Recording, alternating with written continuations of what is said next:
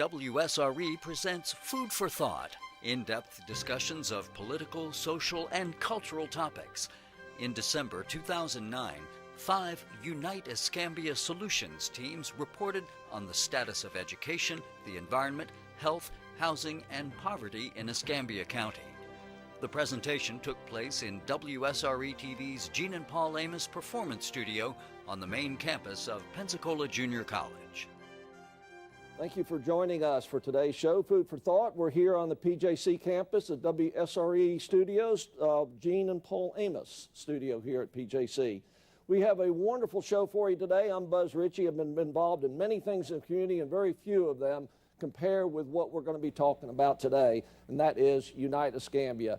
I hope you've heard a lot about Unite Escambia. It is a collaboration of many, many individuals in our community who have focused on what all we can do as individual citizens to improve the quality of life, not just in Pensacola and Escambia County, but throughout Northwest Florida. We have 5 wonderful panel presentations that are going to follow. Just a few brief comments that I want to make today about what Unite Escambia was all about. Actually started in 2006 when many individuals got together, and we love to use the word collaboration. Collaboration is the keystone of this, to try to get everyone in this community somehow engaged, believing and understanding that they can make a difference in each of the subject matters that we and the community decided were most important. We are focused, of course, on the issue of education. That one probably speaks for itself: environment, health, housing, and poverty. All of these working together. We fully understood that just focusing on one issue wasn't going to be enough. We had to have all of these working together. If you make progress in one, you make progress in the others.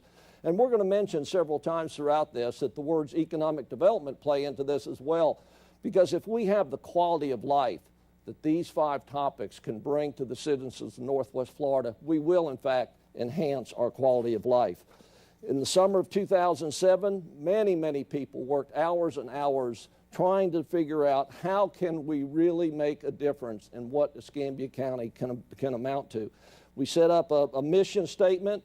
We wanted to have short-term goals, long-term goals, and as you're going to learn over the next hour, one of the keystones for this is the fact that we are going to measure our successes. We're going to be able to prove to ourselves, and we're going to be able to prove to the community that what we're doing matters. And why is it important to prove to the community? Not because we're asking for your dollars, but because we're asking for your input and your volunteerism. We need individuals to join this effort. For our studio audience here, I would ask you throughout the presentations, if there's a question you'd like to ask at the panel, we're going to follow up their 5 separate presentations with a Q&A. We'd love to hear from you and have a chance to answer your questions, so be writing those down for us. We'll get to those at the end of the program. To get us started, I'm going to start with actually the Poverty Solutions team. And to my immediate left here is Janice Thomas, and she is the chair of that effort. We're going to let her come up and talk about her committee's objectives, goals, solutions, and progress, because we're going to talk about things that have already been accomplished. Janice?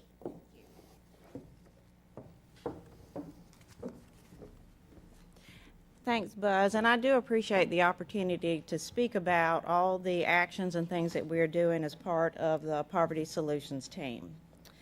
Our mission is to make Escambia County a community without poverty. Now, that is an ambitious goal, but it is certainly a goal that is worth reaching for. One of our long-term goal is to reduce the number of people living below the poverty level in Escambia County by 50% by 2020.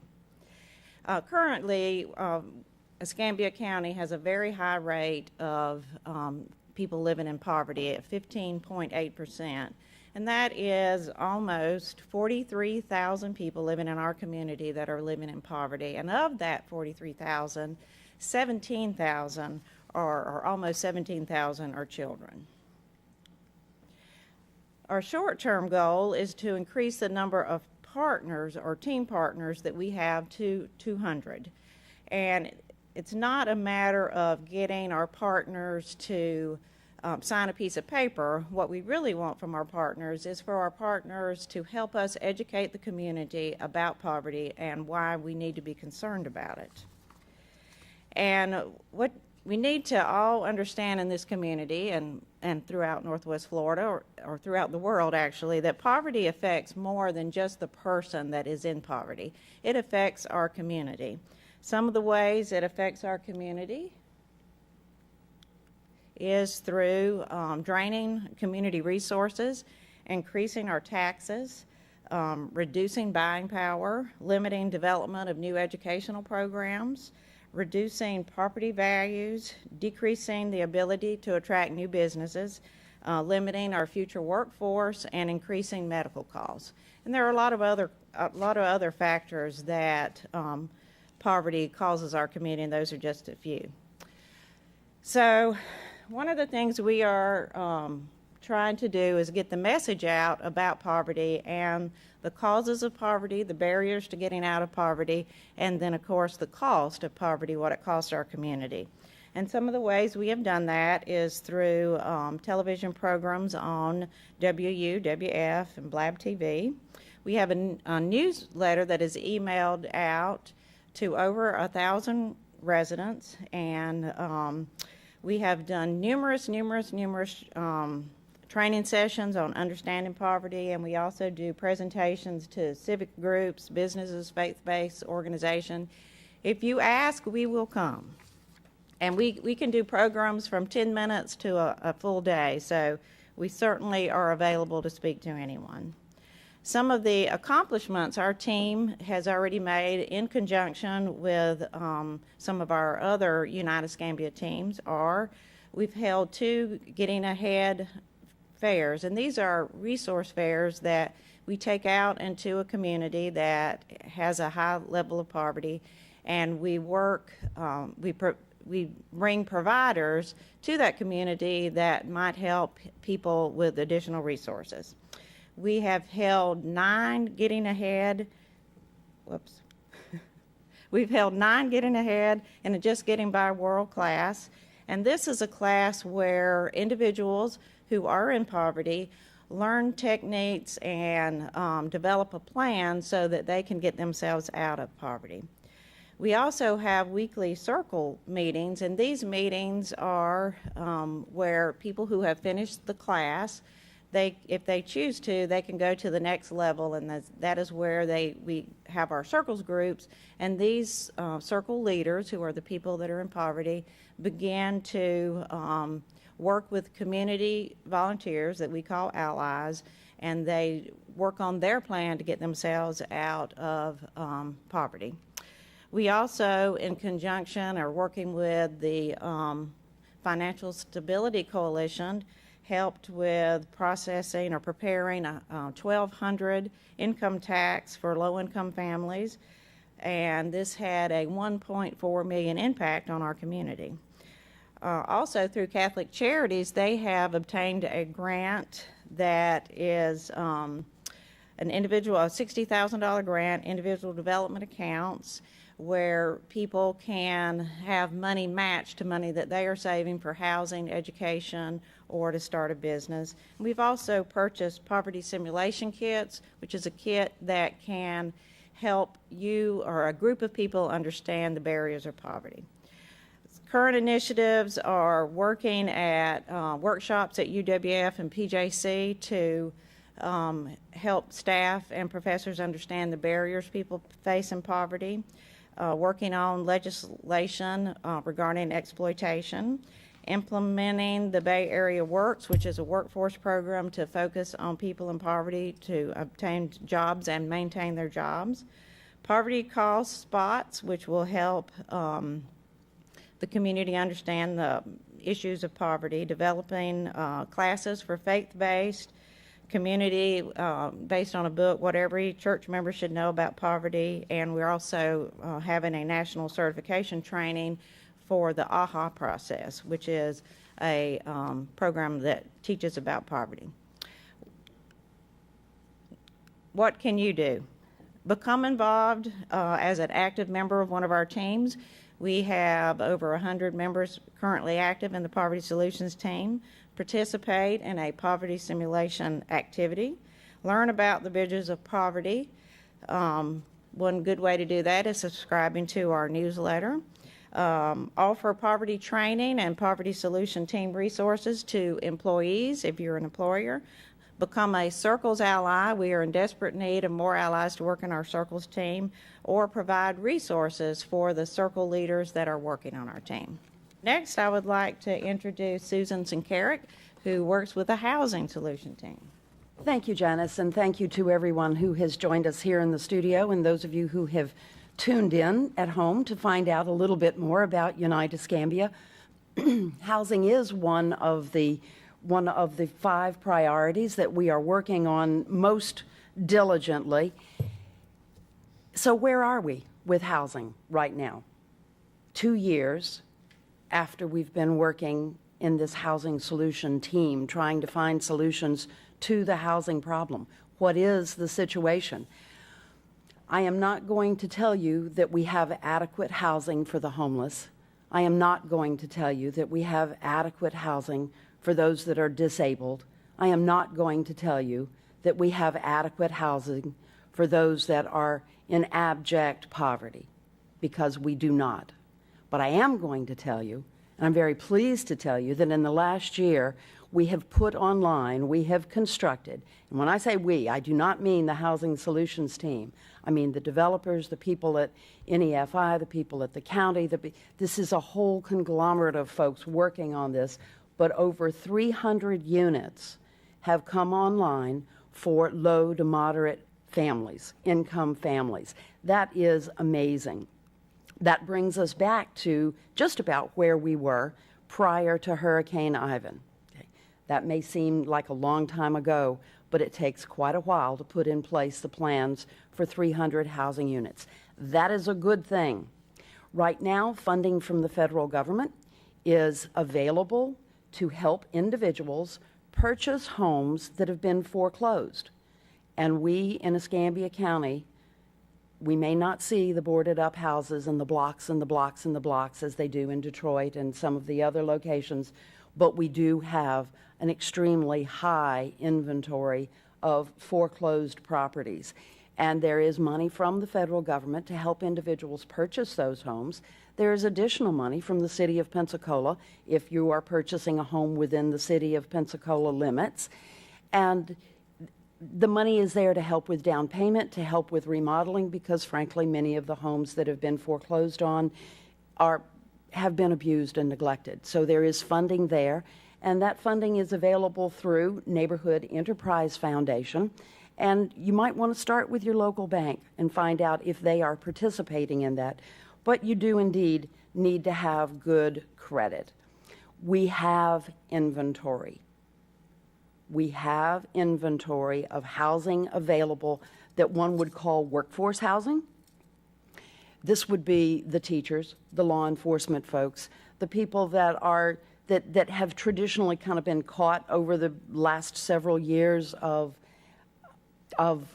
not being able to find a place to live. We do indeed have inventory. Using the average number of Escambia County homes previously sold in 1 year, where we are today, it's going to take us 2.5 years to sell what is now available.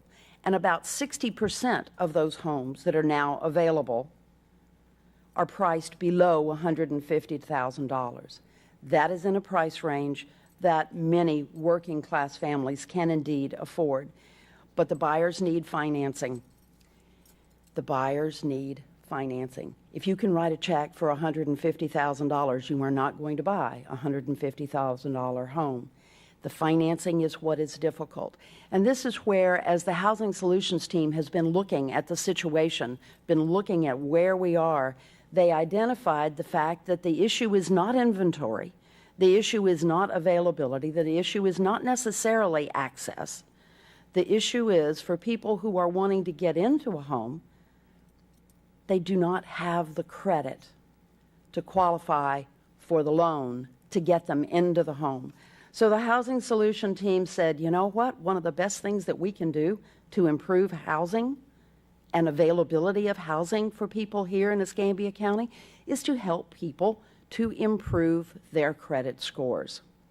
The basic tools for obtaining or maintaining affordable housing, what are the tools? and that's our mission, to increase the number of people that have the tools to either obtain or maintain affordable housing. The basic tool is a working understanding and practice of basic money management skills. Working primarily through the Financial Stability Coalition, discovering exactly where your current money is being spent, identifying where the leaks are, what you are spending now that may be unnecessary, how to lower or have some no-cost alternatives for what you are spending, and one of those might be participating in the food bank, the Angel Food Ministries food bank. Anyone is eligible for that. Finding out the best processes for putting money saved towards repairing your individual credit. How appropriate spending improves your ability to pay your bills. I'm going to say that again. How appropriate spending on your part improves your ability to pay your bills, including your rent, your mortgage, do home maintenance that's necessary, and thereby maintain affordable housing. One of our goals was public workshops, individual, smaller scale workshops, getting in front of at least 100 people every quarter to give them the tools necessary to afford or maintain affordable housing. And so far this year, we have been in front of 487 people. We are feeling really, really good about that. That has been accomplished through workshops with the Escambia Financial Stability Coalition, through workshops at Salvation Army, through workshops at CEII, Community Enterprise Investment. These are all partners in what we have been doing, but we've reached over 485 people this year with workshops. What has been accomplished with that? This may seem really small, but we know of at least 4 of those people who have purchased homes, but more importantly, we know of more than 100 of those individuals that have been able to avoid either eviction or foreclosure, either to maintain the housing that they have right now. And that's critical with our economic condition, our job situation being what it is, the loss of jobs in Escambia County being what it is. The overriding concern is to be able to maintain the housing that you have. Okay, so what can you do? You can find out what your own personal credit score is, because that can seriously affect your ability to maintain your current housing. Did you know if you improve your credit score, you're going to lower your automobile insurance? If you lower your automobile insurance, you can better afford to stay in the housing that you are currently in. You can identify the leaks, your water leaks, you can identify the air draft leaks. You've heard this over and over again from some of our utility companies. Find out where those leaks are, because guess what? Not only are you leaking resources, you're leaking money. And when you patch those resources, that will make your home more affordable. What else can you do in your neighborhood? You can start a skill and tool swap. If you have a skill saw, if you have a chainsaw, if you have a rotor, you can help somebody who does not have the tools. If they have plumbing tools, they can help you with your problems. In your neighborhood, at very little cost, you can go a long, long way to improving the condition of housing of those in your neighborhood. Where are we going next? Our third goal was to improve the substandard housing in Escambia County, and right now we're starting to work with the Escambia County code enforcement, and we will be looking at ways that we can do that. So that's it for housing right at the moment, and at this point I would like to move you into health, which health, by the way, is greatly improved by good housing, and the team chair, Robin Herr.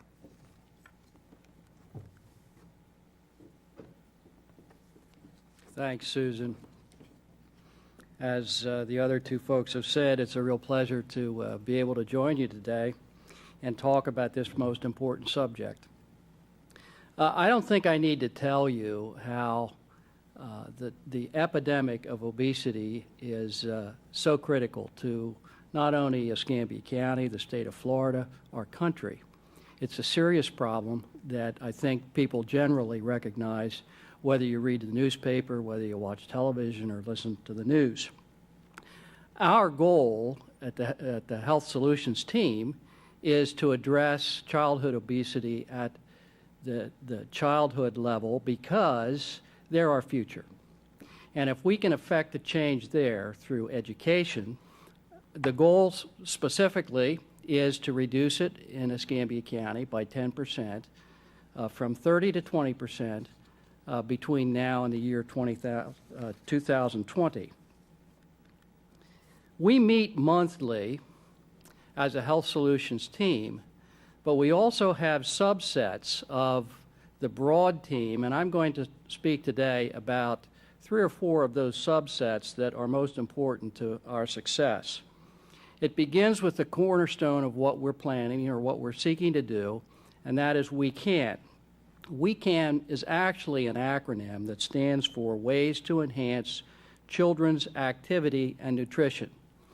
We believe that if we can focus on getting kids off the sofa, getting them to eat healthy foods, we will have a major impact on this subject. We Can is a nationally recognized program.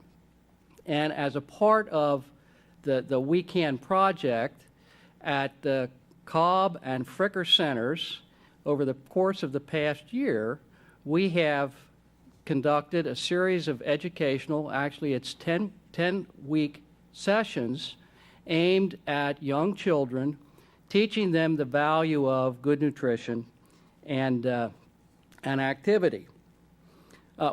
The idea behind this is to engage as many children as we can.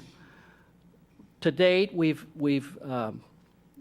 taught 85 kids, but our longer-term goal is to increase that number as fast as we can develop facilitators to complete the education process.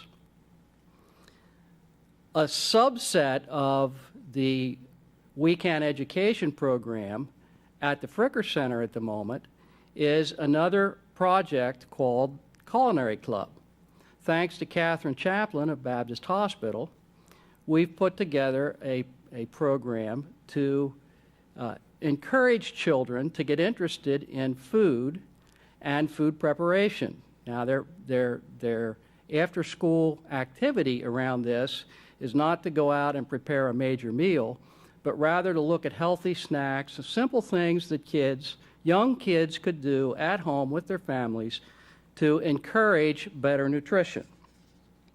The idea of the Culinary Club has practical implications way beyond just what we're doing currently at the Fricker and the Cobb Centers.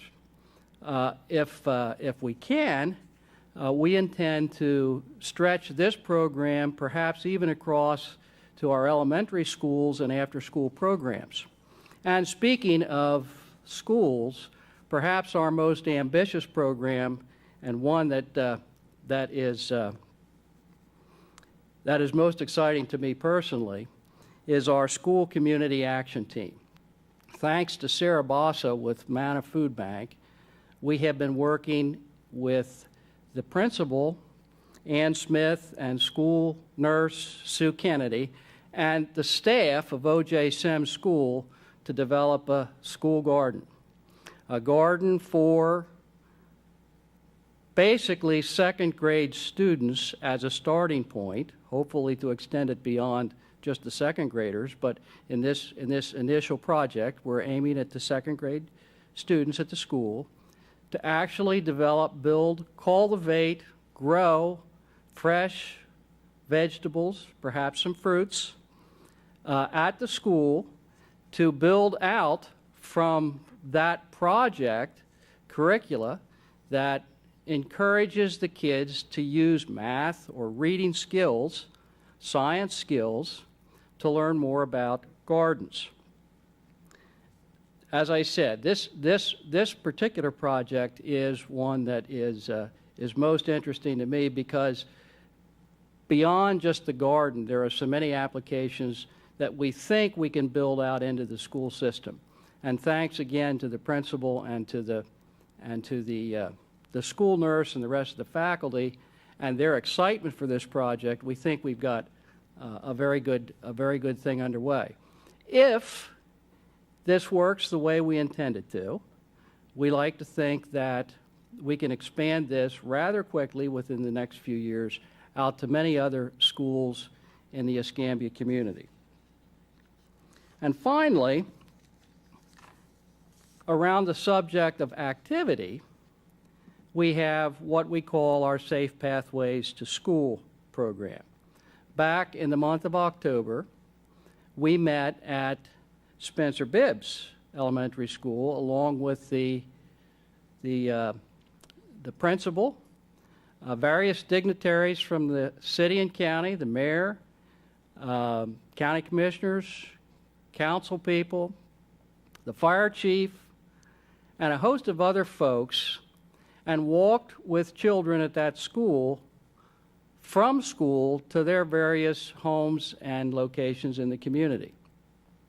The idea behind this is to encourage activity. Obviously, it is walking to and from school is an activity that requires essentially no money and is good for the kids. As a part of this walk, we actually identified a location in the community outside of the school that was really quite dangerous.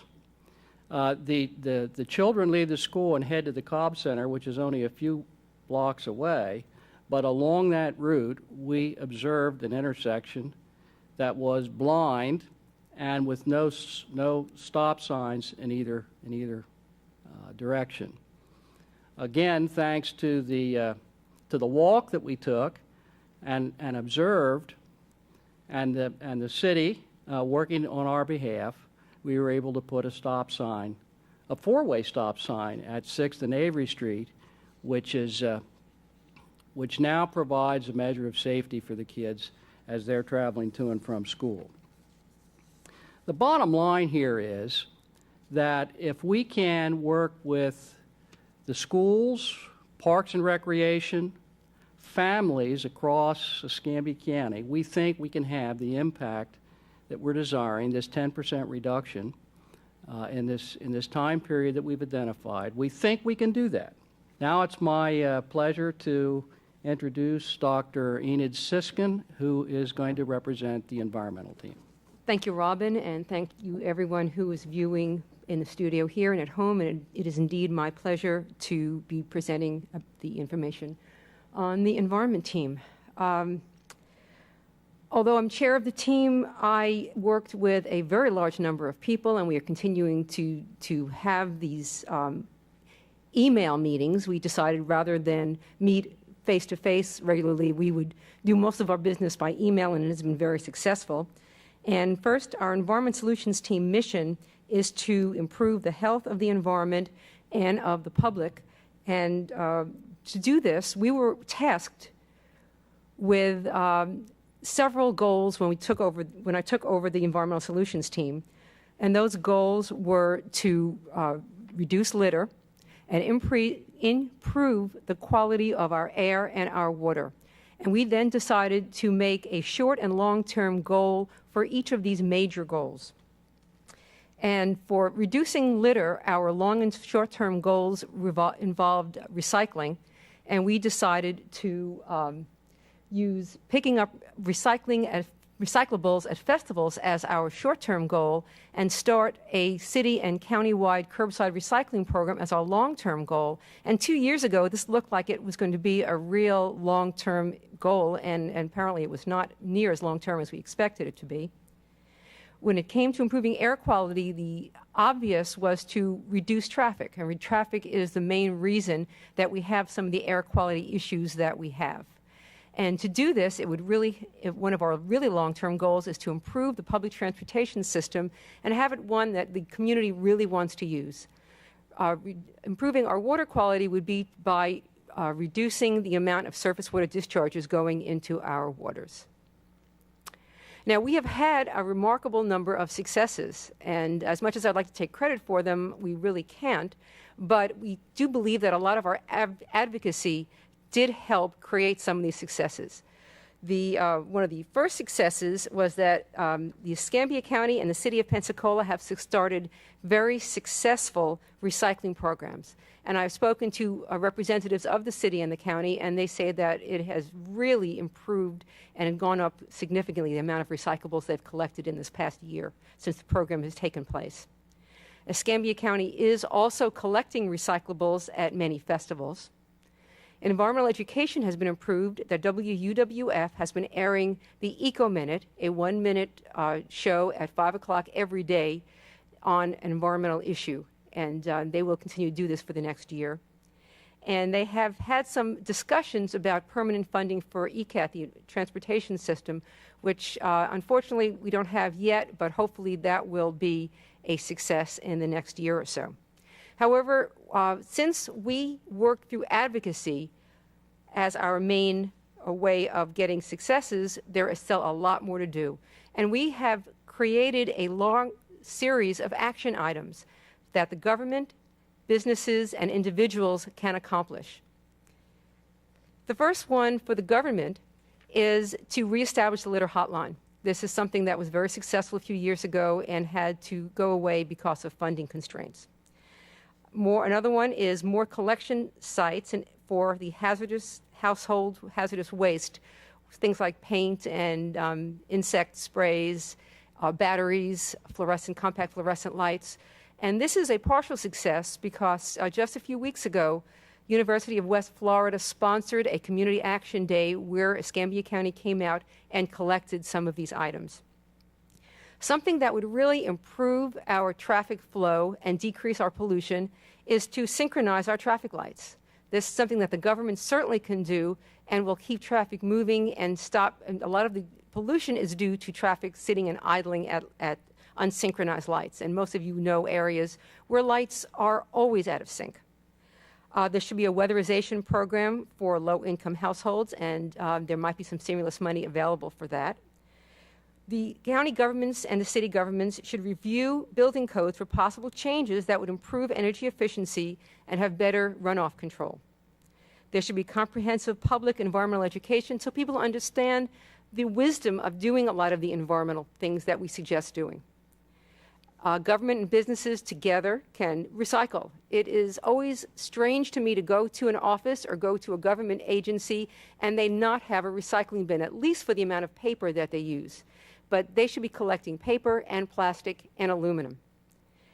There should be preferential parking for carpoolers and low-emission vehicles, and businesses and government should facilitate ride-sharing, telecommuting, and more flex time that would keep people off the roads during the main traffic commuting time.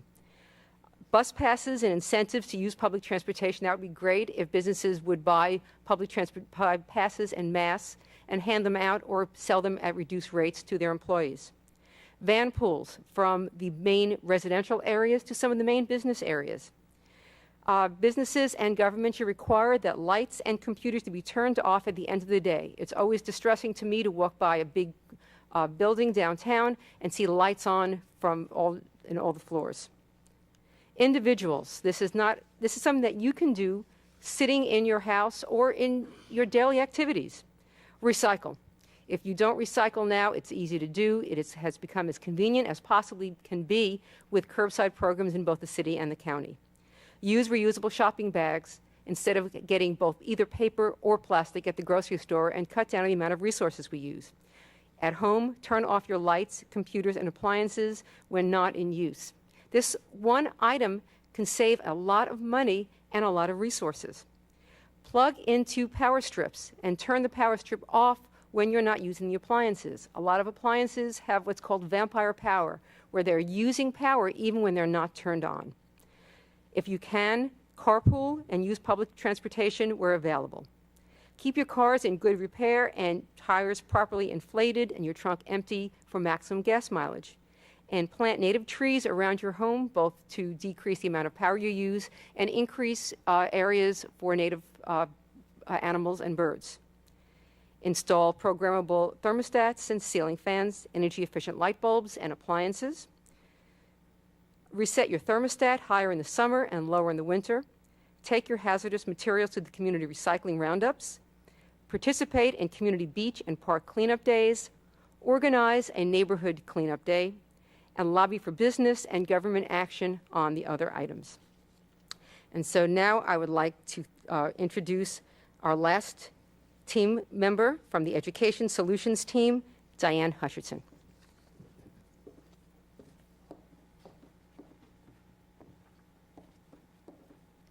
Thank you, Enid, and thank you to all of the people in the community that are supporting our children and our young adults as they go through the educational system in our community. The Education Solutions team is actually chaired by Ted Kircher, and Ted wasn't available today, so I'm standing in his place. The Education Solutions team really looks at our work, as Buzz indicated earlier, as this is really economic development.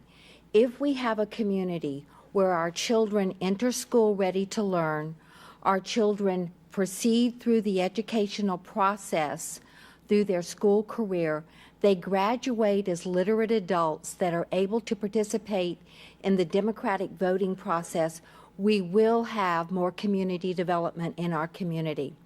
The Education Solutions team began our process by looking at what we currently have in our community. We looked at our community colleges and universities. We looked at our private institutions that do educational services. We looked at our public schools, our charter schools, and our private school system. And we looked at our early learning programs that feed into our public school system. With all of that background data and information, our Community Solutions team came up with a mission statement and some long-term and short-term goals.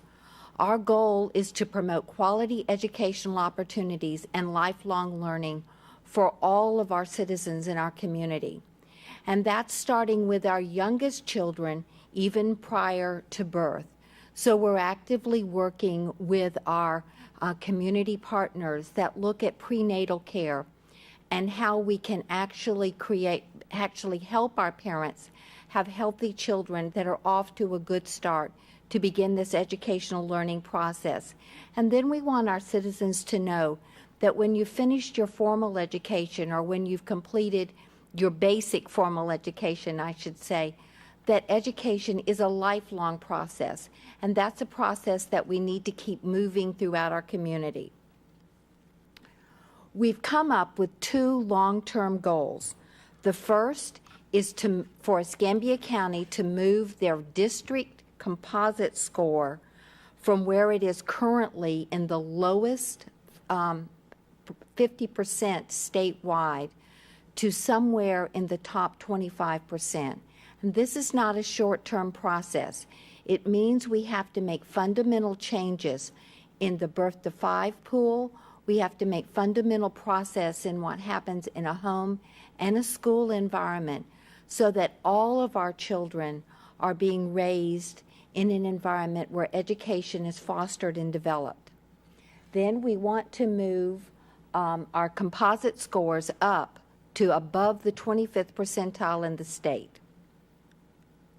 For our short-term goals, we looked at 2 elements. We want to create and support a data tracking system that will follow voluntary pre-kindergarten students into their public school system. One of the things that we found most amazing is that the public school system collects lots of data on young children. And in fact, throughout their school career, there's a statewide data system. But you know, 85% of what you learn, who you are, and your skill sets are created by the time you're 5. 85% of who you are is developed before the time you're 5. We in Florida have a marvelous opportunity. In fact, the citizens of Florida are one of the very few states in the nation that have a free program for all children that are 4 years old, that Florida calls the Voluntary Pre-Kindergarten Program. And in Escambia County, We currently have over 100 separate locations and over 150 individual classrooms where children are engaged in active educational learning programs when they're 4 years old. But all of that information that is gathered in those early learning programs, there was no system to share that with our public school counterparts, our kindergarten and elementary school teachers. So the Education Solutions team took it on as a task to create that data system. So we actually did create a child-specific data system where voluntary pre-kindergarten teachers can enter data about a child, and we can transfer that information to the kindergarten teachers and principals that are going to be working with those programs. Just think of what that can mean to a student in our community.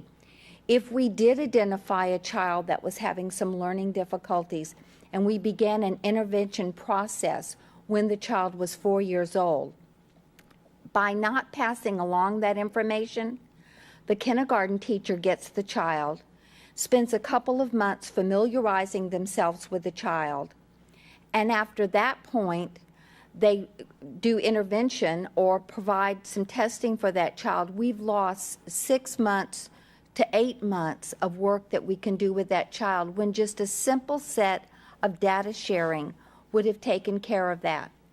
We have created the first in the state data system that will share that information. The state is actually looking at what we're doing in Escambia County as a statewide model. And to follow along with that, to go along with the Health Solutions team, we also have a database of information that we've collected based on health screenings of very young children. And we now have a system that we can share that database that's collected by early childhood nurses from the health department with our public school health nurses. That also is a first in the state of Florida and maybe a first in the nation that we have been able to create those systems. So while we have spent a great deal of time looking at that very early time frame, we also knew that we needed to begin to work in our public school systems that are currently here. Currently in Escambia County, about 50% of our kindergarteners that enter school each year are not fully ready to do the work of a kindergartner. And as you've heard from the other solutions teams, a lot of that has to do with the poverty levels and the housing problems that we're addressing in our community right now.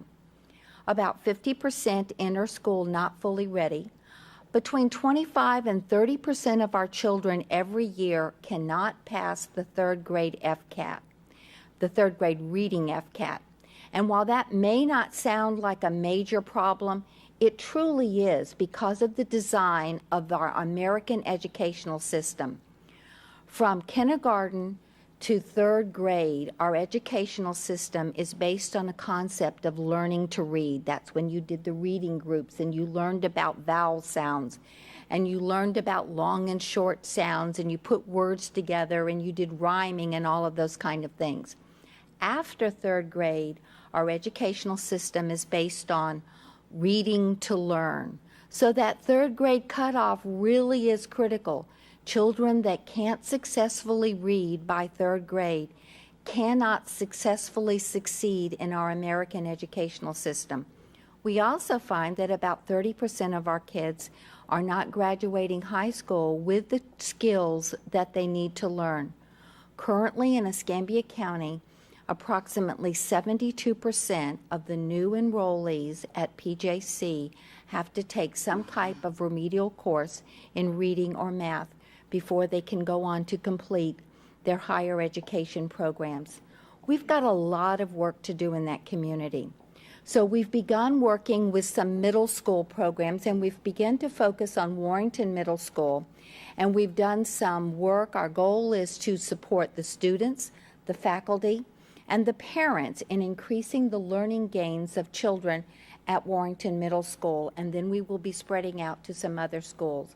Our goal is to engage our community partners, our businesses, and volunteers in making a real difference in how children learn and grow in our community. There's a lot that that the educational system certainly can do, both the more than 300 early learning providers that are in our community, our public school systems, and our institution of higher learning. But there's a lot of things that everyday citizens can do also. First and most important is we need to address the community message that a parent is their child's first and most important teacher. In those very early years, that's when we're ingraining all those basic skills and all those emergent skills that are successful to our success. You know, even in a lot of the things that we do in voluntary pre-K are those higher level skills. We teach biology in four-year-old programs. We take seeds, we plant them, we have plants, and we grow fruit and vegetables. We teach chemistry. You mix some yellow paint and some red paint, and you get orange. There's so many things that lay the foundation for our learning.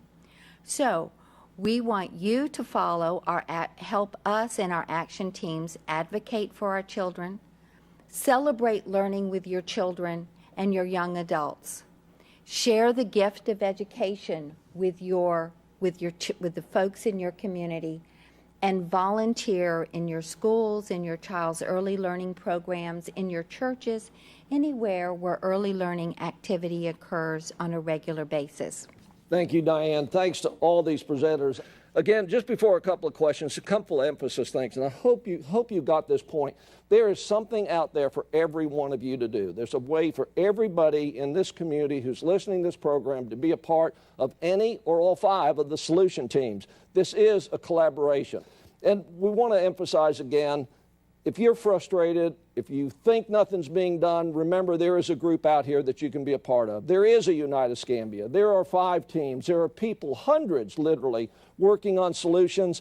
Part of it can be you at home, doing what you can do at home. Part of it can be maybe getting a greater involvement with the bigger effort. So know that there is an opportunity, there's optimism, there are people who are working on this, and everybody isn't just sitting back complaining. There are a lot of things that we can do. Real quickly, Janice, let me start with you. There's a poverty question here. Explain bridges to circles and how this can be a part of the solution for our poverty issues in Escambia County. Bridges is they're a concept of how you move individual people and communities out of poverty. One of the most exciting things we have in our Poverty Solutions team is the class that I talked about earlier, where we have the Getting Ahead and the Just Getting By World class. And at those classes, individuals who are living in poverty learn techniques to get out of poverty and also develop a life plan. Once they finish that class, they have the option of moving to a program that is sponsored through Catholic Charities called Circles. And at the Circles meetings, the individuals who are in poverty become circle leaders, and they are trying to work through the plan that they have developed to move themselves out of poverty. How the community can help with that is we have a great need for allies or community volunteers to work with our circle leaders. And the allies are can be anyone, and you do not have to have any kind of special training. It is just a matter of willing to develop a relationship and a safe environment, meeting with these families. Sometimes it's individuals, sometimes it's entire families are involved in this, and working with that family, helping to provide encouragement, support, connections if you have them, to help the person work their way out of poverty.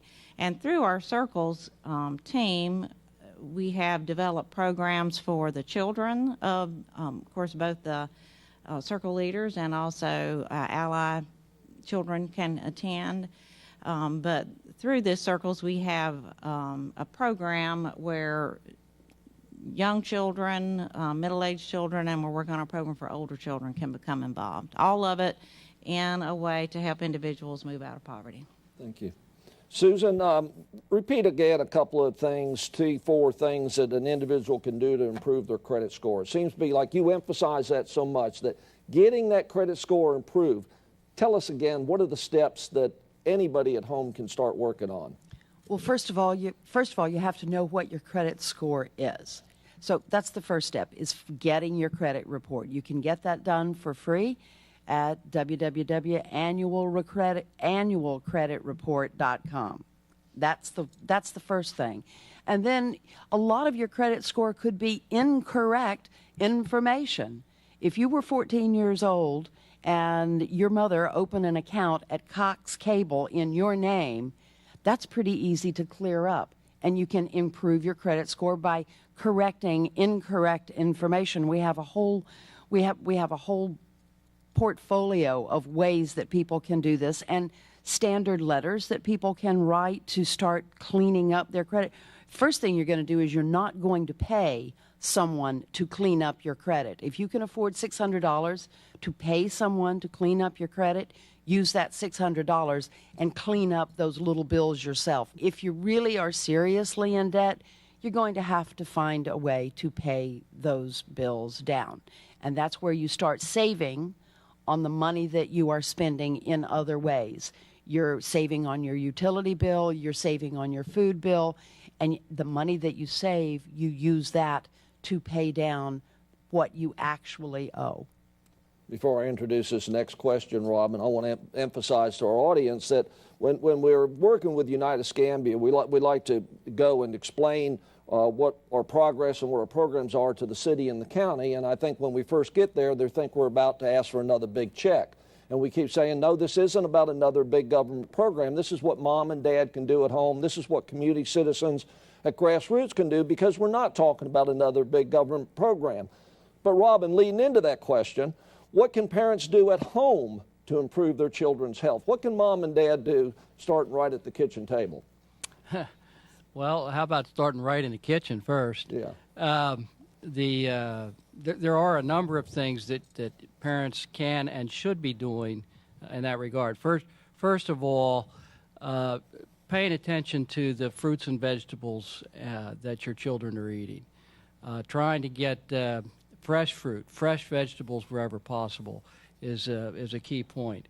Another one that's pretty simple to do, I guess, is to ask your kids to get off the sofa and out from behind the television or even the computer in these days and play. We're looking for children to play at least 60 minutes a day as a way to increase their level of activity. Probably those two things in and of themselves will have, not probably, we know that they will have a major impact on children's health. So it's good diet, good exercise. Good diet, and mom good and dad exercise. can sure influence that, can't they? Absolutely. Enid, how are you satisfied with where we are with the current recycling programs? And if not, what can we do to encourage or get people to have higher participation? Well, I'm satisfied that the program are good programs. People are able to send their recyclables, put them curbside, and you don't get much easier. We obviously need higher participation, and the reason we need the way we need to get it is through environmental education. People need to realize why recycling is important and do it. There are a lot of reasons that people don't do it. Most of them are inconvenience. I don't want to have to hold my stuff in my house for a few more days. It's easy just to throw it in the trash. If they realized how many resources are being thrown in the landfill, I think people would try to recycle better. We need that education to explain to them why they should be recycling. Good. You're encouraged, I hope. I am very encouraged. The fact, 2 years ago, I would have never believed that we would have curbside programs in both the city and the county at this point. At the same time, we're down. You go to a festival, and in fact, we are recycling at the festivals. And that's real important. I remember going to a variety of festivals, and all those plastic bottles and all those aluminum cans were going right in the trash. And we are collecting a lot more now than is going in the trash, which is wonderful. I think you and I used to be fighting each other to collect those and get them on little own plastic bags. I'm pretty well known as the trash lady wherever I go, pulling things out of the trash. Good for you. Diane, what data is collected in the voluntary pre-K program, and how is the data useful for kindergarten or elementary school teachers? Are you looking at a home where the parent is sharing a living location with a friend or a relative? Are you looking at a home where there are generations living within the same home? All of those things make a difference. We collect data on things like how children respond to questions, how they interact with their peers, and we do child developmental screening. Currently, we use a screener called Ages and Stages, and it has 5 domain elements that we screen our children for, and we share that information on where the children scored on the developmental screeners, so that the public school teachers, when they get those children, will have a baseline of where to start with those children. Janice, I'm combining a couple of questions here, a little difficult, but let's see how you do. Someone wants you to define poverty or say what poverty is, and then the corollary to that is, do you think poverty could also be a state of mind?